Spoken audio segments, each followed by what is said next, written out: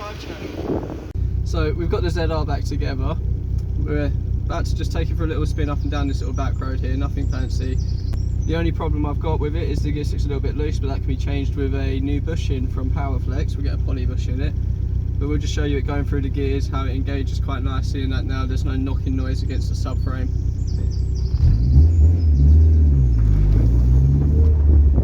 Into second, nice and smooth, there's no problems with it. The road's quite bumpy here, but that's because it's not a proper road, it's just a little parking lane pretty much.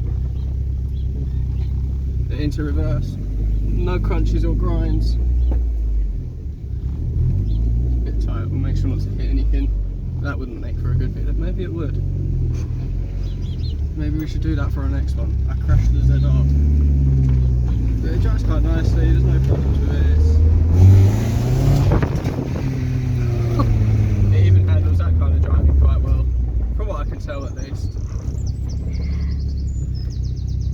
Into reverse again, normal kind of engagement noise from reversing as I don't have a synchro.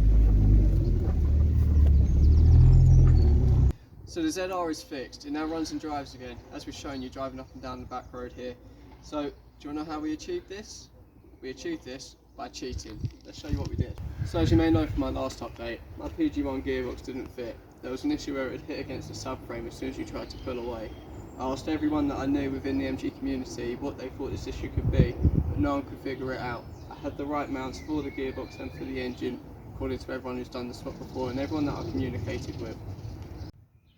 So after quite a long time researching of what could the issue be, I decided that I was going to cut this lower engine mount and weld an extra 20mm into it to give it the clearance against the subframe.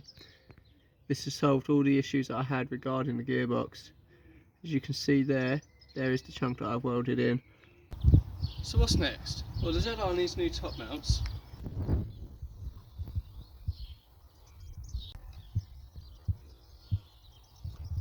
These are the factory units, making them 20 years old, so they've lasted really well, but they're beginning to perish and are showing signs of wear, such as this one over here, poking right out. I'm looking to replace them with the Brown and Gammons units as they're adjustable, and they'll complement my coilover suspension really well. So while we're under the bonnet, we have got a lot of electrics that need tidying up. Down here we've got split cables and loose wires, so these need to be connected and put back into their relevant bit of loom. Unfortunately we are reaching the end of this video, but there's going to be so much more coming for you this summer. Like building a 1.6K series to 135 specification to fit it into a Mark II MG ZR. All of this is going to be documented and made into videos for you, so make sure to like and subscribe. Before you go, that's not it, there's so much more. We've got the MOT coming up which we need to get done on the ZR. We've got upgrades and repairs planned for this. So we've got a little bit of engine work coming. We've got the suspension top mounts. Once we've got them, we'll get that dialed in, we'll get the whole suspension, the whole coilover system. We're going to get that dialed in and corner weighted by professionals. We're going to get the interior done up, so we're going to put a new headliner in there. We're going to do something with the carpet, maybe clean the seats and that up. We've got lots of stuff coming for you. We're going to be going to a lot of car shows this year. We're going to be going to a lot of track days if we can. We've got everything coming up for you, so stay tuned. Thank you so much for watching. Make sure you like, subscribe, check us out in the future.